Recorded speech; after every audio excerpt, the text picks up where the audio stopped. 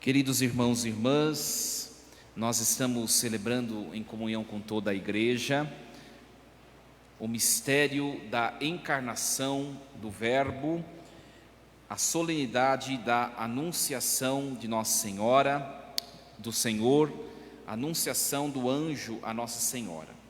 Hoje, 25 de março, exatamente 9 meses antes do Natal.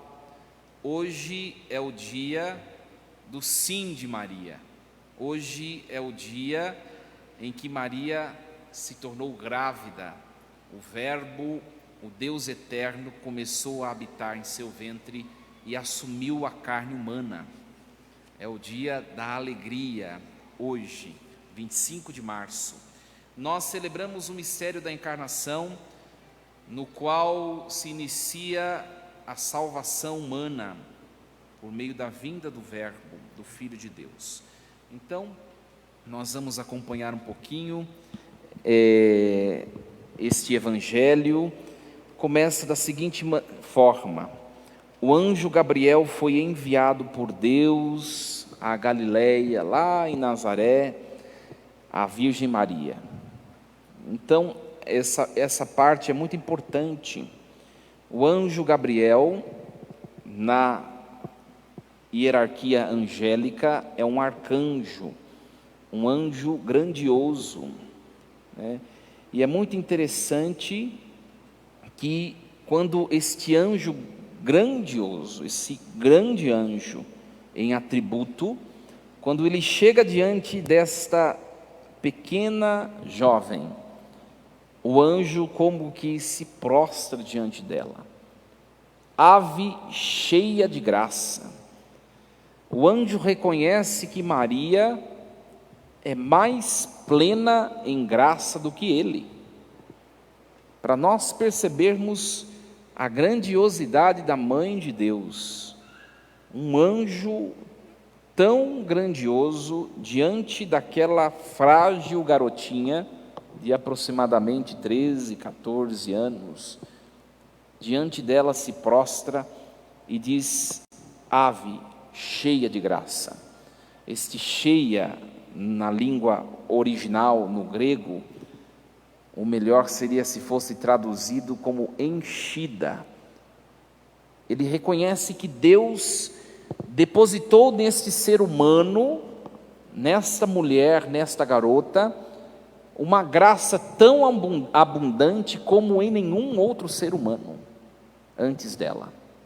Cheia de graça, plena, mais do que os anjos, mais do que todos os seres humanos, mais do que toda a obra criada pelas mãos de Deus. Ela, dentre todas as criaturas, é a mais plena, enchida ou cheia da graça de Deus.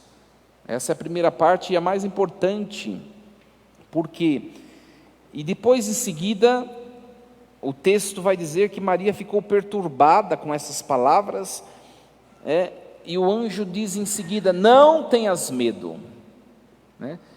Se nós pegarmos no texto bíblico as aparições dos anjos, sempre que um anjo aparece para alguém, o arcanjo, ele diz: não tenha medo, porque a sua glória é muito maior do que aquilo que o ser humano suporta. Quem contempla um arcanjo face a face não suporta de tamanha reflexão da graça de Deus, é muito forte. Por isso, quando ele aparece, ele fala: não tenhas medo, eu sou o anjo Gabriel, não tenhas medo. É como que se ele dissesse: calma, né? Eu estou refletindo a luz de Deus de maneira muito sufocante, mas calma, que é Deus que vem trazer uma mensagem. E é muito interessante que primeiro ele reconhece que ela é maior do que ele. Ave, tu és cheia de graça, mais do que a mim. E depois ele, por tamanha luz que refletia, ele diz: não tenhas medo. Pode ver que o arcanjo, quando vai aparecer para José, quando vai aparecer para Tobias, quando vai aparecer nos textos, ele sempre vai dizer: não tenhas medo, porque amedronta a presença grandiosa do arcanjo. E depois ela ficou perturbada, né? Deus escolheu esta jovenzinha muito antes daquele momento da anunciação. Já no ventre de Santa Ana, ela ali foi escolhida por Deus, e por isso lá no ventre de Santa Ana, Deus preserva esta menina, esta futura menina que está sendo concebida, do pecado original. Então ela já tinha sido escolhida, talvez ela não sabia disso, e nesse momento, hoje, 25 de março, ela soube da notícia de que ela tinha sido escolhida para algo tão grandioso, que era acolher o Filho de Deus no ventre, né? O Filho de Deus no ventre. Por isso, o texto diz que ela se sente perturbada. É como se Maria se sentisse incapaz daquela missão que o anjo estava lhe anunciando. Ela se sente incapaz, perturbada, ela não entende. Mas o anjo diz como Deus haverá de realizar nela aquela promessa. Maria se sentiu inapta para aquela missão. E o anjo diz: calma, Maria, porque o Espírito Santo repousará, né? O Espírito Santo virá sobre ti, o poder do Altíssimo te cobrirá com sua sombra.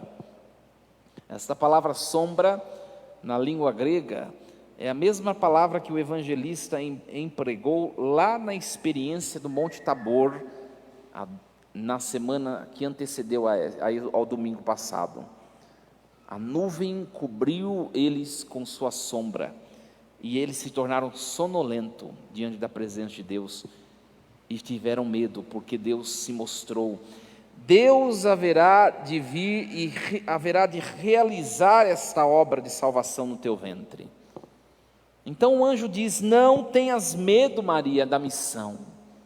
Isso tem muito também a nos ensinar. Depois o anjo vai dizer assim: não tenhas medo, porque também Isabel, tua parenta, concebeu um filho na velhice e já está grávida de 6 meses, né? Maria sabia que sua prima era estéril. E é muito interessante que depois ela vai lá xeretar, né, na casa de Isabel, só para ver se é verdade, né? Se pegar a sequência do texto, já é Maria indo visitar Isabel depois, né?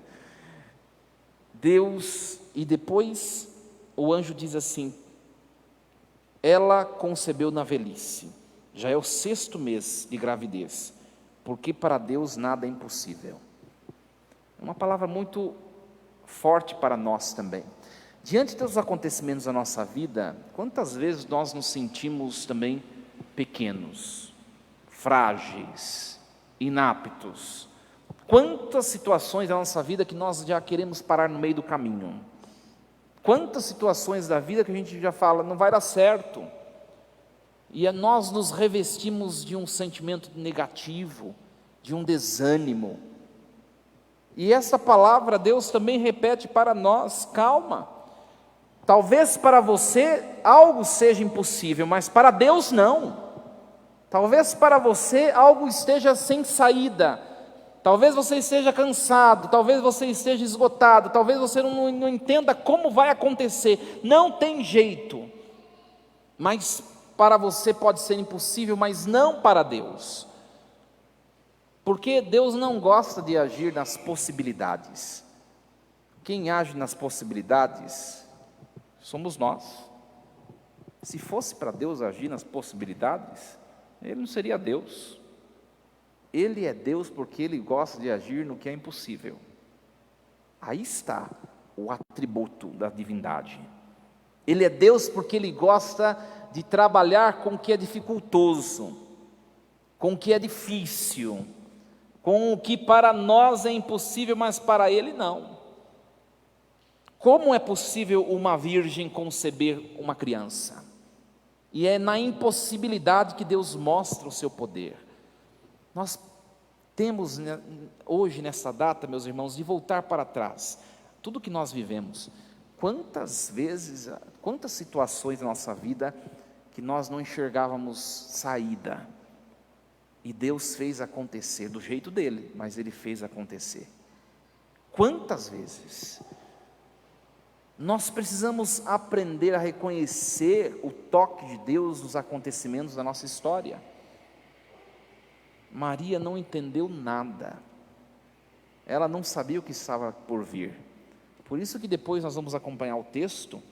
Depois que Jesus nasce, eles vão para o templo de Jerusalém apresentar Jesus. Aí eles encontram Simeão e Ana no templo, e ali vai ser mostrado pela primeira vez o que vai acontecer, o que espera por ela, o que ela vai passar. Quanto a ti, uma espada te transpassará a alma. E aquilo foi tão forte, porque ela estava entendendo ainda o que ia acontecer. E o texto lá na frente vai dizer que ela guardava tudo no coração, esperava em Deus. É a mulher que soube esperar em Deus. Nós queremos as coisas para ontem, e devemos olhar para esta mulher e saber esperar o tempo de Deus. Se entregar, mas se entregar por inteiro e deixar Deus fazer o que nos cabe, e o que não nos cabe dentro das nossas impossibilidades, deixar Deus fazer. Ela muita coisa não tinha compreendido desse anúncio do anjo, mas mesmo assim ela se manteve unida a Deus e não voltou atrás, não desanimou, não ficou parada, estática, não desistiu. Se é Deus dizendo, Ele vai cumprir. É a mulher por excelência, a mãe da fé. Um exemplo para nós, meus irmãos e minhas irmãs. E depois que o anjo explica como vai acontecer, talvez ela não tenha entendido ainda, mas ela dá uma resposta para Deus. E a resposta que não só Deus estava esperando, mas toda a criação. Quando o anjo Gabriel aparece para Maria, o céu para naquele momento. Toda obra espiritual, toda obra terrena, material, é como se parasse para ouvir a resposta daquela mulher. Por meio dessa resposta, o gênero humano seria salvo. Tudo para. Sabe quando na minha mensagem diária que eu posto nas redes sociais, eu falei que esse momento foi igual a Copa do Mundo, né? Chegou nos pênaltis, todo mundo para, né? Todo mundo parou. E a acompanhar aquele que vai fazer o gol. E vai sair o gol, né? E quando o gol sai, toda a torcida vibra de alegria. E essa vibração nessa data, hoje, o sim de Maria provocou em toda a obra da criação, invisível e visível, uma vibração de alegria. Hoje é o dia do sim, e é o dia da alegria do céu e da terra. Ela responde para o anjo, nesse momento, eis aqui a serva do Senhor. Quando ela fala esse verbo, faça-se, ali a luz eterna, o verbo, Deus que é eterno, todo-poderoso, invisível, adentra no seu ventre. Faça-se, ele adentra no seu ventre, e ali um corpo humano do Filho de Deus começa a ser gerado para a nossa salvação. Faça-se em mim segundo a tua palavra. Depois do sim, o evangelho de hoje acaba de uma maneira tão seca, né? Faça-se em mim segundo a tua palavra. E o que é depois? E o anjo retirou-se, porque ele foi festejar no céu, junto dos demais arcanjos e toda a milícia celeste. Então, nós temos de avaliar um pouquinho este sim, porque ela não falou, tá bom, vamos ver o que vai dar, como a gente fala às vezes, vamos ver o que vai dar, né? A gente fala assim. Quem é de fé diz, já somos vitoriosos, de um jeito ou de outro, já temos a vitória. A resposta de Maria é muito importante.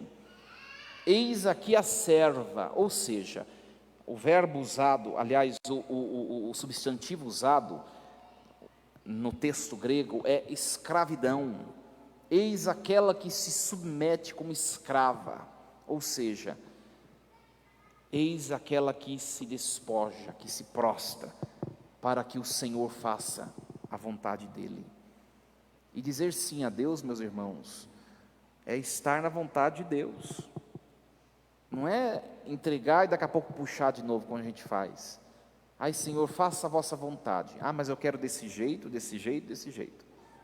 Não foi isso que ela fez. Eis a escrava, faça em mim segundo a tua palavra. E ela se deixou conduzir por Deus como Ele quis. Aprendamos dela e entreguemos nessa liturgia, nesse altar, logo mais na liturgia eucarística, entreguemos as situações da nossa vida que já fugiram das nossas mãos, entreguemos com a alma, o espírito aberto, para que Deus realize, segundo o seu desígnio, a vontade dEle em nossa vida. Que a Maria do sim, a Maria da fé, a Maria da entrega, hoje nos ensine a fazer o mesmo. E quem se entrega a Deus não se arrepende nunca. Passa por dores, passa por provações. Ela passou, mas o fim último daquele que se entrega à vontade de Deus é a glória nos céus, a glória eterna. Assim seja.